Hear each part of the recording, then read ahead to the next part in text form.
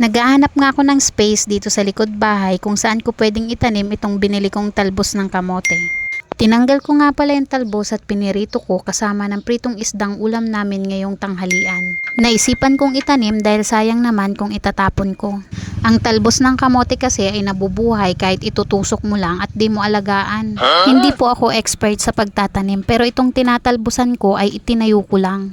Sakto naman na madalas umuulan dito sa amin. Baka sakali itong itinanim ko ngayon ang magpapayaman sa akin. Char! Malaking advantage talaga kapag may sarili kang tanim. Huwag nyo na pong pansinin ang paraan ng pagtatanim ko.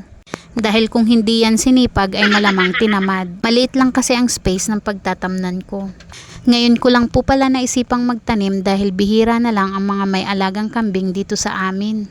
Noon po kasing baguhan ko rito ay maraming alagang tupa ang kapitbahay namin. Sinubukan ko ngang magtanim ng kamoting kahoy na galing pa ng Romblon dala ng mama ko. Ay inunahan pa akong mag-harvest ng kambing. Kaya simula po noon ay hindi na ako nagtanim.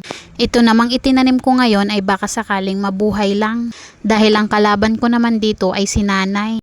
Kung napapansin nyo ay malinis yung pinagtamnan ko dahil nililinisan ni nanay. Dinadamuhan niya pag wala siyang ginagawa.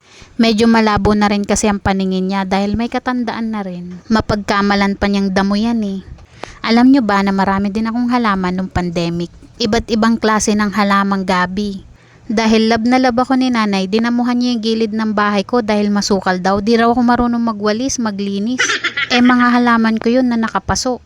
Pinagbubunot niya yung mga halaman at inayos niya yung paso.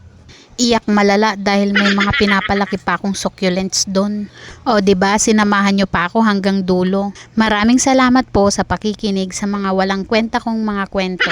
Diniligan ko nga pala itong aking mga itinanim dahil tirik ang araw baka malanta sila agad. Malusaw yung mga puno nila. O sige na, bye na. Thank you for watching.